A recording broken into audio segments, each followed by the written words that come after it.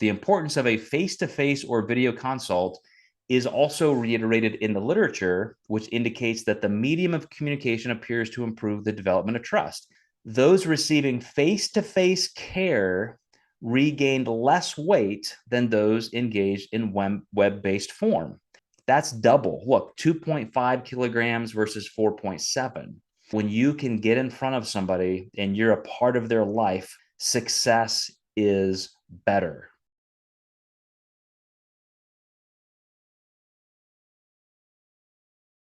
All right, so this is the fourth, even though it says seventh. This is the fourth in the micro series inside of the macro series, Diet Efficacy. I started talking about diet efficacy because I wanted to pull together a couple different tangents that normally we talk about individually. You know, what really works, what kind of diet methodology, what kind of practices, what kind of even just basic nutrition down to the macronutrient level do we need? And so I wanted to create kind of a series on that. And in the middle is when the AUT, Auckland University of Technology, released their two studies that two of their graduate students had done using our company, the Diet Doc, as the base to test some things that were, new questions, as you'll kind of see. And it really dovetailed really well with what we were talking about. So I have now done, this will be the fourth discussion research review on these two studies. So we looked at the qualitative and quantitative parts of both of these studies. This particular one is, they both were looking at, one of them looked at the client perspective, one of them looked at the coach perspective of what does it take to succeed? What was the experience? So remember, in our 25-ish years of coaching at the Diet Doc, we pioneered what is personal nutrition coaching, or what will probably become known as personal nutrition coaching, just like you have personal training.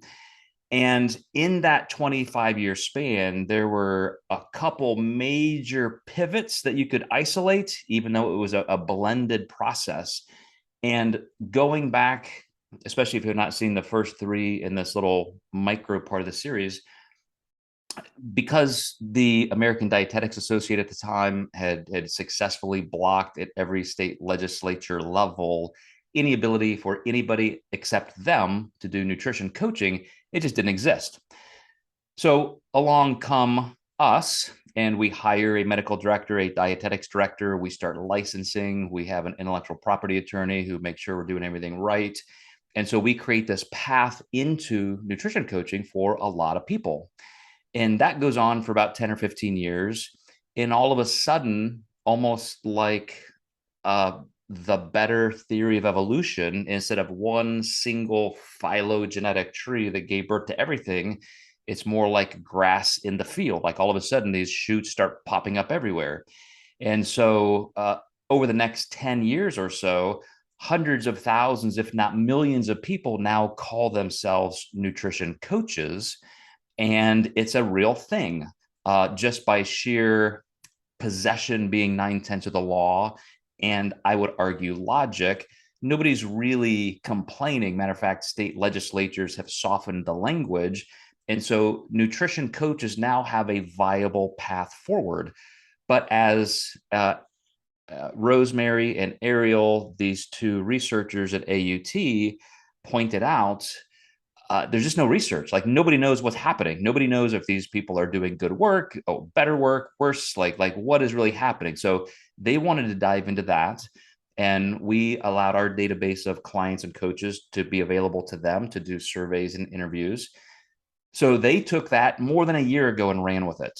As I've said in each of these four sessions, as a disclaimer, in true research fashion with ethics review boards and rules and so forth, we have no idea who talked to who. We don't know who responded. We were just not part of this whatsoever. And I will never know. But it does give a really good insight into some of their questions that they wanted to juxtapose and to just enlighten through. And this one is, I'm gonna actually go through a little bit of a review from last week, because I think it's important for you to at least have a refresher on what the more quantitative parts of this study were. So first of all, the name itself, the qualities of successful online nutrition coaches for weight loss maintenance. Weight loss maintenance, meaning that these are people who lost weight up to 10% or more of their body weight and kept it off for at least a year. And so they were looking at what are the successful traits of those clients or the experience, and then also of the coaches. So this particular study was especially relating to the coach's perspective. That's important. And I'm going to remind you of it often, because this is not, especially on the qualitative side, which we're looking at this week, it is, it is, there wasn't empirical research. They weren't saying, hey, here was exactly what we found. There was some of that on the quantitative stuff last week, but this is what are the coach's own perceptions. So let's do just a little bit of a review. I actually wrote that wrong. This should be a quantitative quick review of part 4 or part 6. I'm sorry, the quantitative. So dieters less likely to regain weight when working with a qualified professional. That's known in the literature. And I'm going to give you some stats on that coming up. So anybody who wants to lose weight, obviously they can. You can just eat less. You can move more. You can go buy a book. You can join a gym. You can do anything. But if you seek out a specific weight loss professional of some sort, research already shows that you have a greater chance of success if you do that. So what about this new category? I say new, it's 20, 25 years old, but new to the mainstream, of a personal nutrition coach. How do online nutrition coaches stack up? So the surveys that we looked at last week, there were 14, which is a very small number, but this is graduate student work, and they just couldn't keep pelting our database and asking, for more and more and more. They just had to eventually kind of run with what they had. All of the people who signed up for the interview, so there was a survey process, and then you could also be interviewed, which would be by these researchers, 45 to 60-minute interviews. And 6 actually signed up for that. A couple of them did not meet the qualifications. 1 missed the appointment. So they ended up with 3. These 3 were all actually National Academy of Metabolic Science certified, which was part of the pool. That's an organization that I started and I write the curriculum for, and I personally do exam prep and grade the exams, the case studies, that sort of thing. So that is an extension of our company, the Diet Doc. But just to open it up so they had enough people to draw from, it ended up with these 3 who participated in the interviews. They were all 3 NAM certified. 1 was a licensed Diet Doc clinician, and they all ended up, all 3 were female between the ages of 30 and 65. So you can discern that 1 was 30 years old, 1 was 65, and the other one was somewhere in the middle. They all had up to 3 years of experience as nutrition coaches and 10 years as trainers. So they were already in the fitness industry. Let's go on here. So these are review slides from last week. So this goes back to the survey, just to give you an example of who they were talking to. So when they were asking the coaches, because again, those were coaches, those 3 people, those 3 women were actual coaches. And then the other 14 who just completed the surveys, also Diet Doc clinicians or, NAM certified coaches. When they were asked, what percentage of your clients, just a direct subjective question, what percentage of your clients do you think after 1 year are maintaining their weight loss? They were so successful in their work with you that they're going on and they are highly successful. Whether those coaches know this or not, you can see that the data skews very, very high. Only one person said, yeah, nobody succeeds. I'm a train wreck. I shouldn't even be a coach. None of my clients have ever succeeded. One person in that, had to say something like that because they said, nobody. Um, what about 10% of your clients? Did you think 10% of your clients are succeeding? One coach said that. How about 50%? Three coaches said that. Then remember, statistically, in all of the data, in a meta-analysis of all the research, about 50% of people regain all of their weight within 1 year. So now we're getting into the ballpark of reality because at the end of 2 years, that drops to 20%. So these five coaches, three who said that they think half of their people are succeeding in long-term success, two thought 10% or less, like they're kind of in the ballpark. Like that's real life stuff. Maybe as a personal nutrition coach, primarily working online, maybe you're beating those odds. We would hope so. That's certainly why I license, certify, and mentor coaches. But you see, you get up to 60%, 70, 75, and 80%. And all of a sudden, these coaches are getting pretty confident. They're like, yeah, man, all of my clients are succeeding. 75% are succeeding, 80% are succeeding. So keep that in mind, that's the coach's perception, because then we're going to talk about some deeper things that emerged from the qualitative and quantitative research. The education varies, but there was one of these coaches out of the 14 surveyed who was a high school graduate. 8 of them had, an associate's degree or diploma. 9 of them had a bachelor's degree. 3 had master's. 1 had a PhD. So pretty spread out. I think that actually looks like a really strong bell curve. Out of those 14, 2 considered themselves personal trainers. I work in a gym or a studio, and that's my primary job. Plus, I do nutrition coaching. 5 of them consider themselves just 100% online nutrition coaches. 2 branch out a little bit and call themselves health coaches because they probably do a little bit more. Maybe they combine fitness as well as nutrition and lifestyle or behavioral work. And then 5 people said, they don't do anything in the fitness background. They're still online nutrition coaches, but these 5 people would have a different full-time job. Like I'm a banker by day or a school teacher or an engineer, but I love this industry. I love this sport. And so I've gotten all these certifications and I do this on the side, which interestingly, I'll show you in a little bit. Like that's a strong group. That group particularly does very well. The more specialized certifications they have, even if they don't have specific nutrition or fitness education formally. So this now gets into what we're going to talk about today as soon as we get through the review. When these coaches were asked, besides nutrition, what else do you cover in your pedagogical approach when you're from A to Z creating this plan for clients, your coaching process? What all do you cover? You see the never, not often, sometimes, then frequently, and always kind of a Likert scale there. And the vast majority do cover fitness work, training of some sort. Even at a higher level, well, maybe not. Maybe it kind of averages out. They talk about mindfulness, which would be behavioral stuff. Psychology and mindfulness are probably kind of 2 peas in the same pod, but they broke those up. Maybe psychology people would actually perceive that as something a little bit more formal.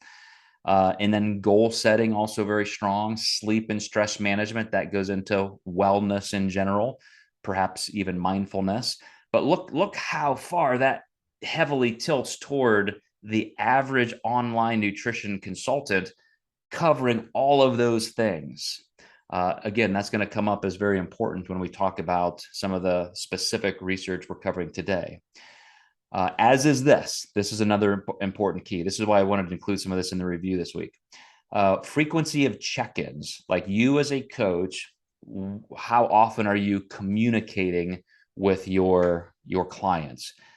Daily was 1 of the 14, a couple times a week was 1, and then weekly was 12. And I mentioned in our last research review covering the first half of this study, That's kind of the old school beginning methodology.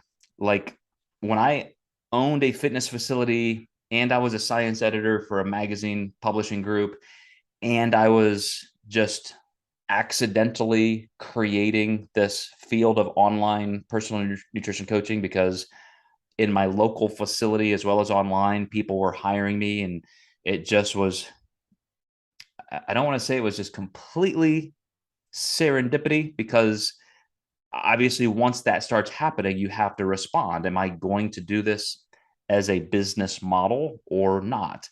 And clearly, because early in my career, I started creating formal plans for people sitting in my office, doing nutrition programming. I wrote a book on nutrition specifically, for clients. I had this entire process set up. So when email started, because email literally began after this program was in place by me 25 to 27 years ago, then it was simply a new avenue to do it online. Now, all of a sudden, I could work with clients across the country and across the world. So, all of that, the fact that email was still like dial up modem, everybody had like AOL or Netscape email addresses, and you would check it like once a week or something. That's where either the obstacle or challenge of seeing clients in person locally, or with that kind of a platform to reach outside of a local environment, weekly was kind of the norm. I mean, that was what I would do. I would do weekly check-ins. Oddly, as you can see, the majority of coaches still do that because that just kind of trickled downhill as a methodology, even though that's completely not what we do now. My clients now hear from me virtually every day, Monday through Friday. We have live support chats like we're doing today. So you would count me up there in that daily level, where that's how much communication we can have with clients. And I think that's way more important now. And not to give away the whole punchline for the day, but you're going to see a substantial change just with that one metric. So as I said, I'm not going to get too much into this, but education was really interesting in that the more education a coach had, like somebody, oh, I got a master's degree in biochemistry or nutrition, those coaches tended to think their clients did better. So they were almost, and maybe they did, but they're at least projecting that as confidence that, hey, I went to school for this. I know what I'm doing. Of course, my clients are doing better. And as I said, I hope they did. But this being a study on the perceptions of coaches, that is different than the reality.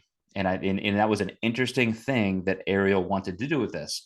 What kind of coaches are being pulled into this industry? How educated are they? How certified? How effective are they? What do they do? Which is what we're going to spend the rest of our time talking about. So let's get back into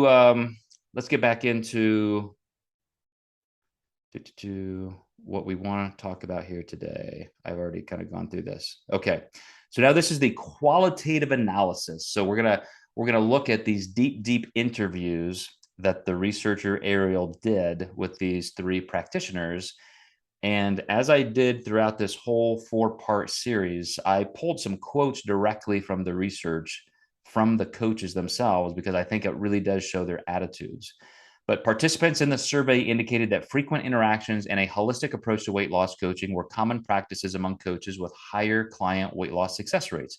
These findings aligned with the current literature on weight loss maintenance, warranting further qualitative exploration of client-practitioner relationships or practitioner beliefs among successful online coaches.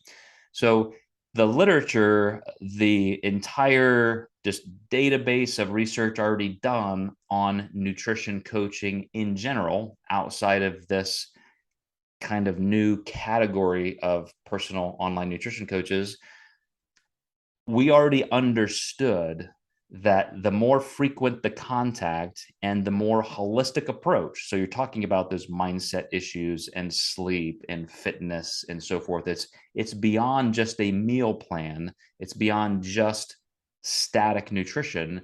Those people do better.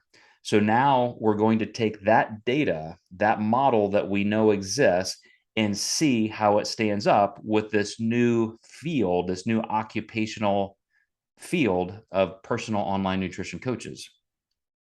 So these are some quotes as I'll read here. Building that relationship, letting them know that they can trust me, that they can trust me with whatever it is that's either in their journey or in their lives. That was from one of the coaches. If they don't trust you, they don't believe what you're offering, you're not going to adhere. It was also noted by the participants that showing genuine care and interest in clients' journeys was important. That big care piece is really what makes the most difference. Being caring, having some empathy for things in their life. I think most of you are going to say, yeah, that makes sense. Like if I'm working, if it's my primary care physician, my dentist, my accountant, whoever I'm dealing with, like if I feel like I have a relationship where I can talk to that person, I'm probably going to do better at what our joint goal is. At least that's what we would think as end users, as clients or customers of anything. But these coaches themselves, from their perception, here's the good thing with the people that were interviewed, they all very excitedly say that's an important part of this process. Now, 3 people don't represent the entire world or the entire industry, but it's good to see at least some people, 3 out of 3 here, say that is the most important thing. I need this personal connection with my clients to make sure that we're on the same page and that they're going to enjoy this process and want to stay, until the end and reach their goals. The big care piece, that's what really makes a difference, being caring. I already did that. The importance of a personalized client-practitioner relationship was also highlighted with all participants, indicating that the initial consult was key to building the relationship. I always have a Zoom meeting with them so they know the person behind the screen, and I explain the program to them. I always explain the why they're doing something. Transparency, that transparency, that here's a human that is on the other side of the screen, not just the macro police. I like that saying, the macro police. But again, talking about just personal connection, building rapport. So now we're going to talk about their support methods, because this researcher looked at, after the interviews, she was able to say, wow, there are a couple of emerging categories, a small handful of categories that are obvious points. Like all of these coaches are mentioning the same thing, the 14 in the surveys plus the 3 in the interviews. And so all clients indicated that formal check-ins were done once a week, but the clients could contact their coach throughout the week with questions or any issues. I have several clients that talk on WhatsApp or texting or email me at any time. I pretty much make myself available whenever I can. If they send me an email that may be in panic mode about something, sometimes I'll just say, hey, let's jump on a phone call. The coaches interviewed all had similar approaches to the weekly check-ins with their clients. Aspects that were often addressed in such check-ins were progress photos, weight measurement, food logs. However, coaches interviewed also highlighted the importance of biofeedback, how the clients were feeling and their wins for the week. Another thing I see pop up a lot on intake forms and progress reports. So let me stop for a second, because this is kind of important. As I mentor coaches, especially on how to conduct themselves as a business, this is one of my key points as a differentiator. If you are a solo coach and you have 100 clients or 200 clients, the amount of time that you have to just say, hey, text me anytime you want. Oh, by the way, let's just jump on a phone call right now. And you're responding to messages at midnight on Sunday or something, like that's just going to be unreasonable. I'm not even sure it's good. As a matter of fact, in one of the first parts of this study, they showed, it was in Rosemary's study, that there's kind of a bell curve. And when you make yourself too available and you have the most conversations with a client, they actually do the worst. So there is a part of enabling and codependency that then starts sliding down the other side of that bell curve, and you're no longer doing what's in the best interest of your client. Or you as a client, you're no longer doing what's in your own best interest by bugging the shit out of your coach and not trying to figure some things out on your own. So again, it's a partnership. There are 2 responsibilities there. And both client and coach have to have a reciprocal professional relationship, but that is definitely rooted in high contact and communication. So these particular coaches, like I can understand that what they believe they're doing is the right thing. And I have even counseled beginning coaches to say, look, you are competing in the marketplace for clients against people who are making millions of dollars, who have dozens of coaches who work for them. It's incredibly systematic, and it's almost like the corporate grind. You're the speedy little nimble boat who can outmaneuver these big cruise ship enterprises of nutrition coaching. For you to be available, for you to have more communication, like that's your in. You take care of clients better, and I guarantee you're going to build a good business. With the caveat, don't do things that are so unreasonable that you paint yourself into a corner and you create this semblance of codependency where now your clients never even learn to figure things out for themselves. They never learn to deal with adversity or challenge. It's the whole helicopter or bulldozer parent kind of mentality. So keep that in mind. Because again, high support wins, but there is a point where it's too much. I want to know about sleep. I want to know about stressors, whatever else is going on in their lives. That's perfect. Similarly, one coach also mentioned they even asked clients if they encountered any barriers during the week, any challenges that I can help navigate. I use language like that a lot. If I have clients that aren't extremely talkative and they're not asking a lot of questions, I'll definitely ask questions like that, like, hey, how can I help this week? What are we going to work on? What are we going to really focus on this week? And I try and pull them into that engagement. The coaches all indicated that they respond to weekly check-ins and reports with video responses or Zoom calls. That's relatively new in the last couple of years. When I first started sending clients some video messages, it freaked some people out. It's like, oh my gosh, thanks so much. Like you took the time to respond with a video.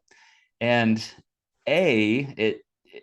ironically, it's not like it takes any more time. If you have the application right there on your email or you use some other form, but anybody who started adopting that, we immediately recognized it was a much more personal approach. Mirror neurons in your brain, communication, voice inflection, all those things that increase communication. Even if it's not a one-on-one chat, it's just a video message. Like there is a greater depth to that. They will send me documents from their week. I review all of that, and then I'll review in video format. Again, pretty new, but also now pretty common. It just adds that extra dimension of connection. Then from a holistic approach, the participants all had holistic approaches when asked all the domains that they discussed with clients. None of the participants indicated that they only provide nutrition guidance, as all participants address other domains such as training, mindfulness, sleep, and stress. I always talk about short-term and long-term goals. This is specifically something that Ariel picked out that coaches, at least these, all seem to have some methodology to create short and long-term goals. I have a path in which I think we can get them toward their goals. I do try to have those weekly steps that get them toward their ultimate goal. So whether it's a step count or daily devotional or anything like that. One such coach noted that they avoid setting too large of weight loss goals with their clients, but instead focus on how they feel each week and on their weekly measurable progress. So taking those larger goals and breaking them down into, hey, how are we doing this week? And I don't want to get into like a coaching principle kind of discussion, but for the sake of just this one little section that is supported by research.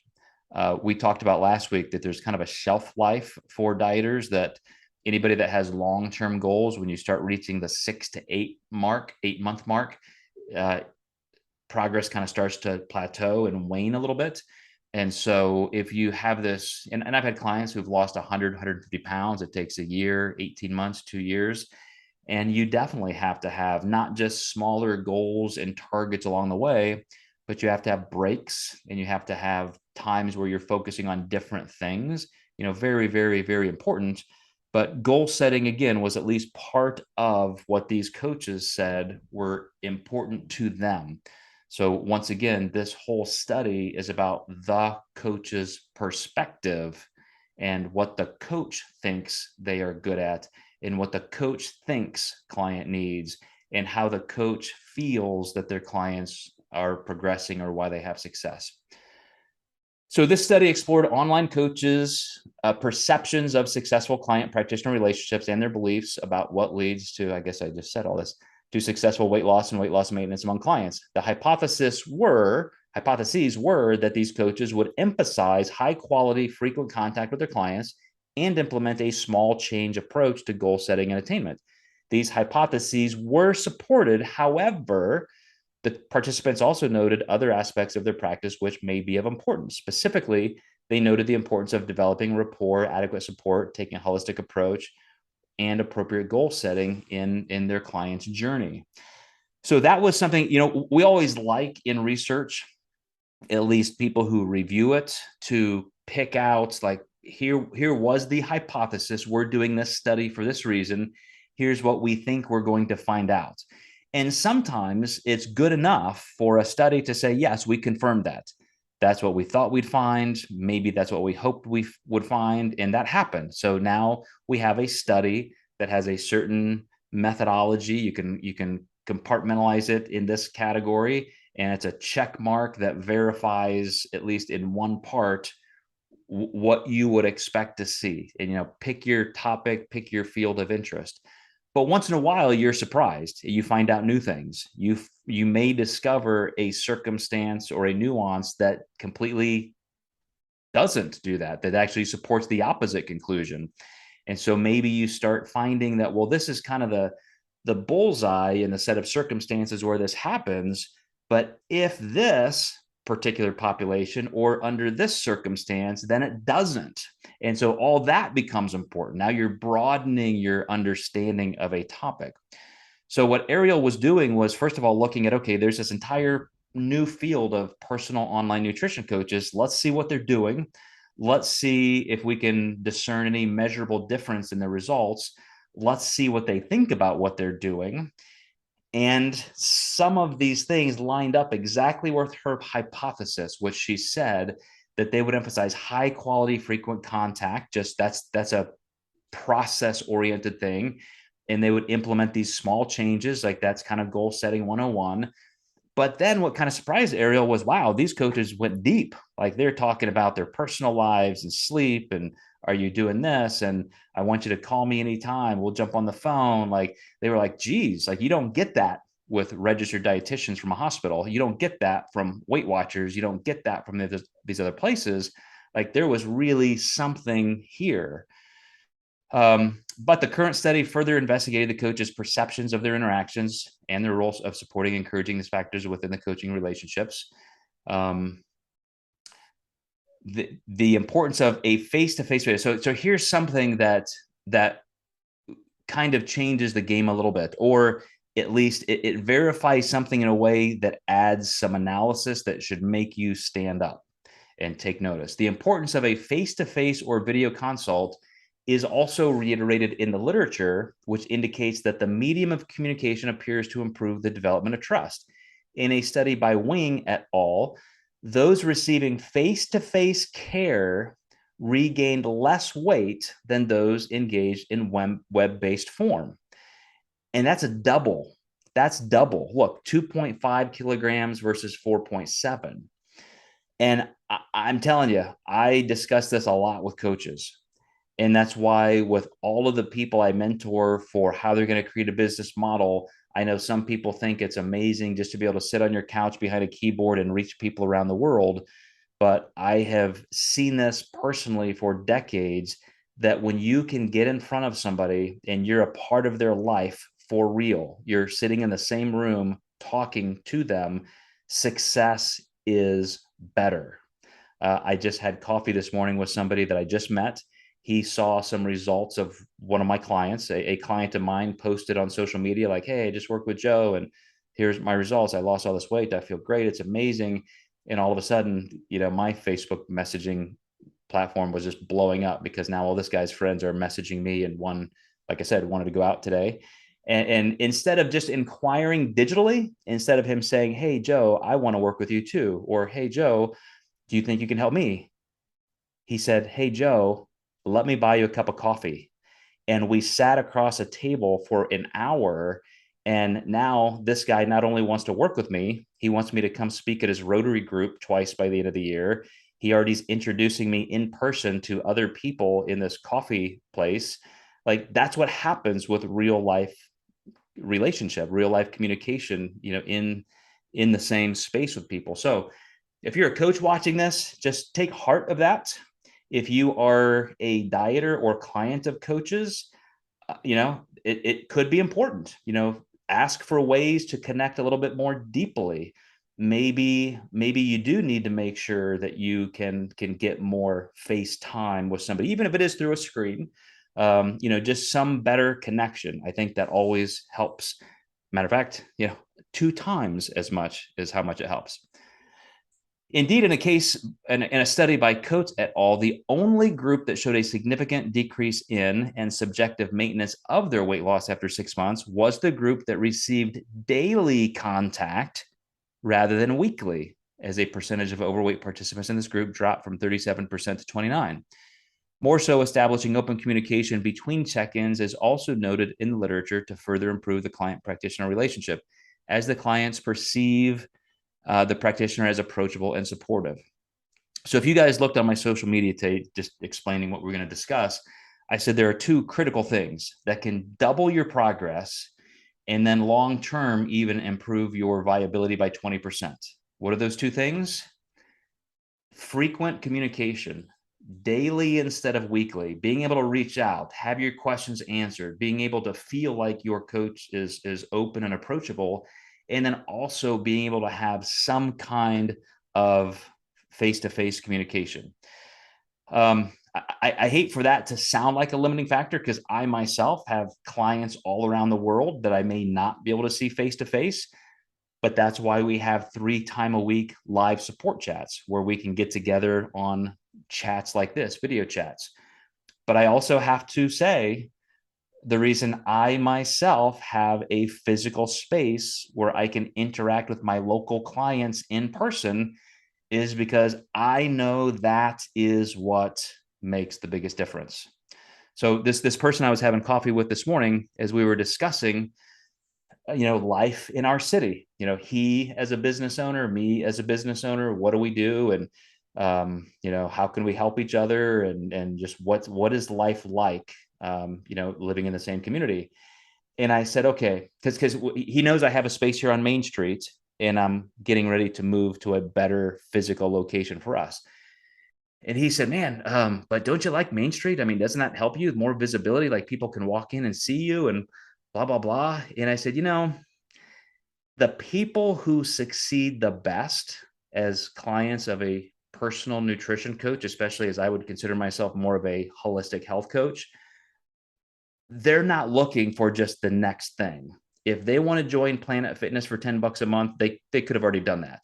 If they want to join another local gym for $30 a month, they could already do that.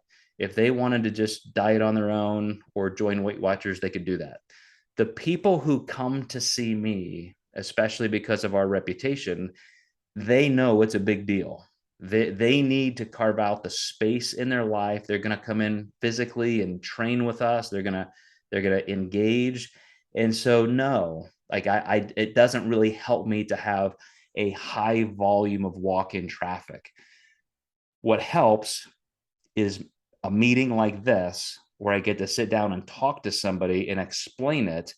So now you are going to go tell your friends what this is like, what Joe does, what the diet doc does, or insert your own company name if you're a coach.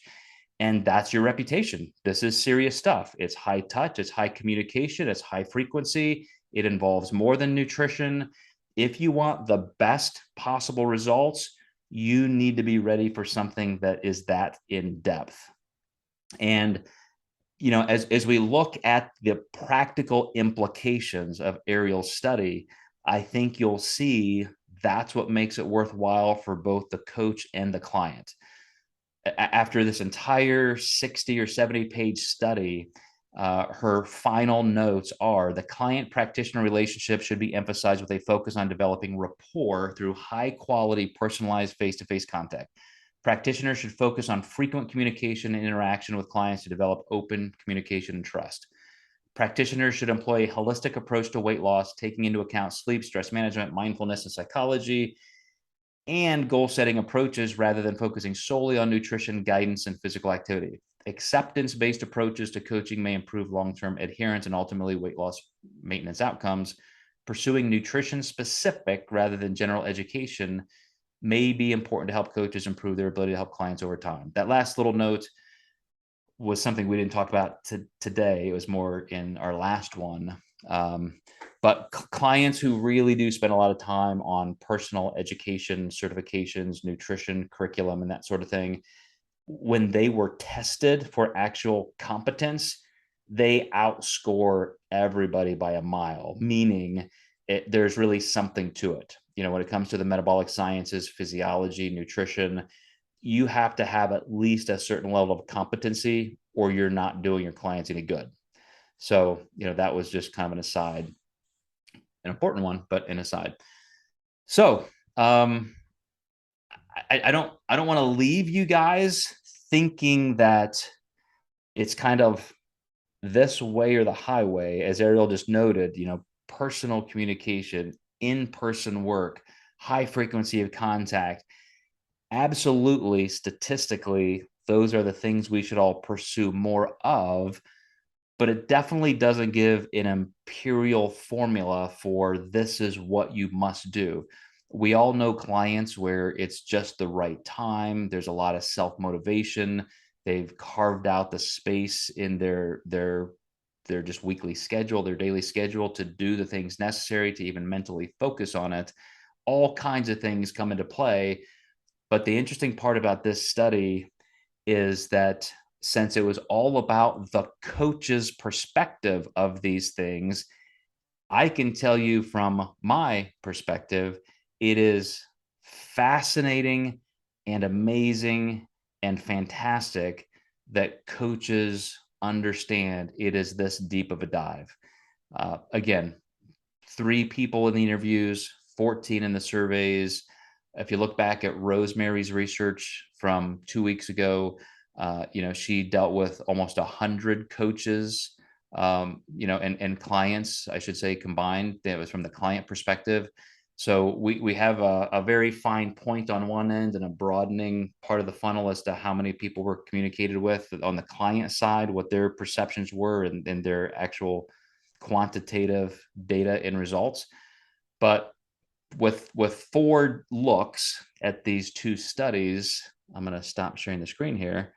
I would just ask you guys if you have any thoughts or questions, anything that stands out as to like, yes, that definitely has helped me, or I've worked with people that hasn't. I'll give you one quick example while you're thinking about this. Anybody who has a thought or question, just be ready to unmute and jump in. But this person I just 2 hours ago had coffee with and just met him for the first time. He sat back and he said, "Hey, do you know so-and-so? Like, I worked with him here locally as a personal trainer." And I said, "Of course, like, I love that guy. He's great. Just fun guy." He just, "Man, you know what? His attitude was everything." He said he was just always so helpful. He was always so fun. He described all of these points about this personal trainer that just came back to accessibility and a humanness.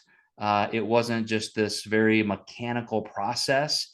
And I don't even know if this personal trainer delved into nutrition coaching. I'm sure there was at least some discussion of those things, because most people even go to a trainer like that's what they want, is everything. But anyway, just as an aside, even meeting this guy a couple hours ago for the first time, the first thing he wanted to tell me was kind of relating somebody he knows in my field. And this is why it worked really well. This is why this was a good fit for me, and I did good work with him.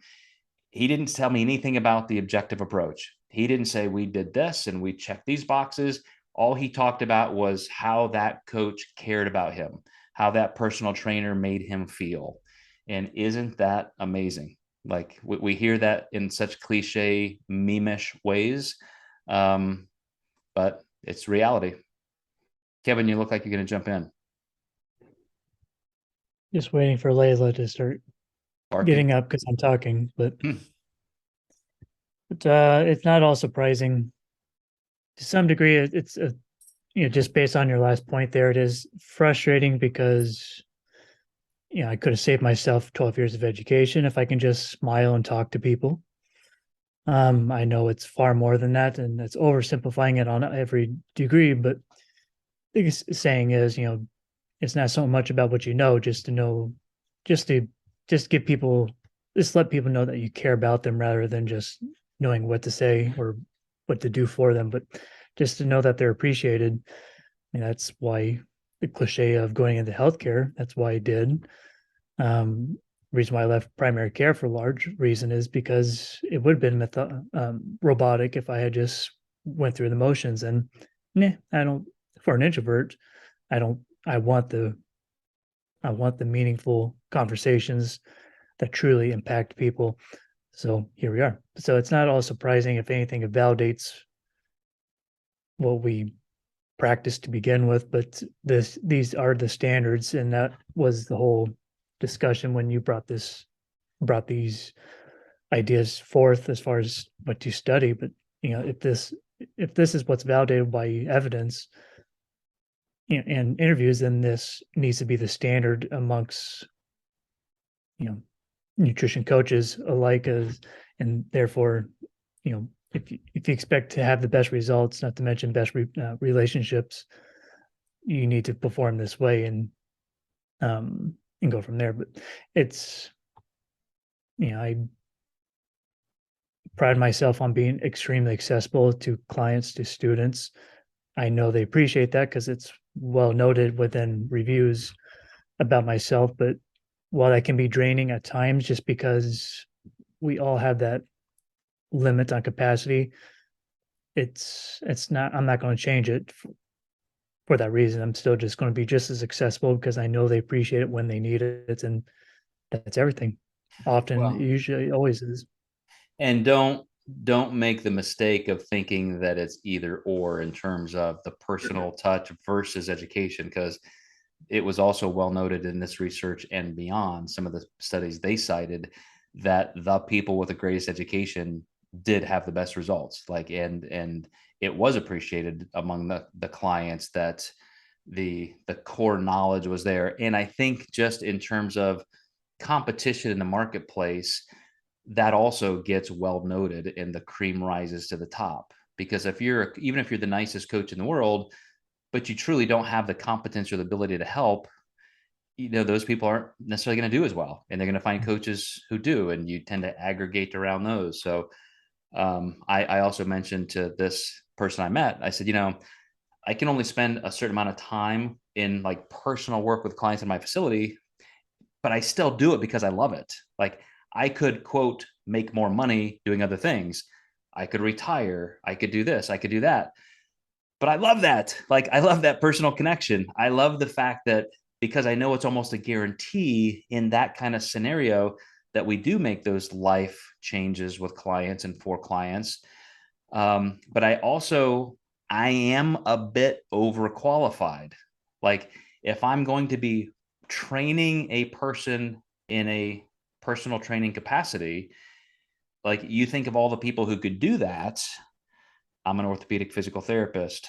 I'm a science editor. I have 2 PhDs. I have, and I'm here helping you work out. You could go pay somebody $20 an hour for that. So it is because I care, but I think I also bring to the table some competencies that my clients may not get other places. So yeah, I think you need to take the people who are super, super well educated and they love science, they have their master's degree in this and all that. And maybe you need to infuse them with a little bit higher doses of charisma and empathy and human connection. But then you also need all those people who have those skills and say, hey, you guys better know the core competencies here. So well said there, Kevin. Another team-based approach to patient management as far as how I see it. It is better to have that team-based approach for, with the client or patient at the center of it, because they are. And that's what we're doing here after all. So Yeah, there is. I've never heard it described this way, but I started listening to this cognitive psychologist, John Vervaeke, and in this huge 50-part series, video series he talks about distributed cognition and the fact that we all do better as a group than any of us singularly alone.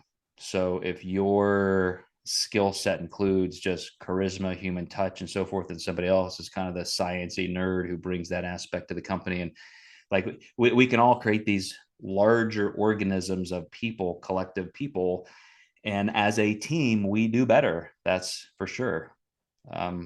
So yeah, another good point. All right. Well, I will let you guys go with that today. This concludes this 4-part series. I have to go review now that we're 7 parts deep into diet efficacy, see if there's anything else we want to pull in to tie up this series. But we are already moving in past the beginning of November. Pretty soon we're going to be into the holidays. So there will be a point in time very, very soon where we just kind of call a timeout till the end of the year. Those of you who are clients and coaches that are with us 3 days a week, we will keep the private sessions going, the Mondays and Wednesdays, just until it is completely interfered by holidays here and there sporadically. But this particular session we'll probably put on pause for maybe the last month or so of the year, the last 6 weeks.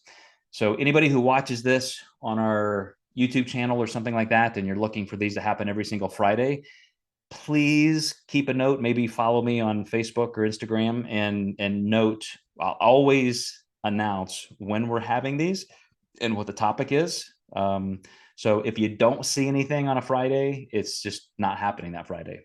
So always check that. So you guys have a great rest of your Friday. If you're watching this on the playback, whenever, I hope you're having a great day, and I'll see you next time.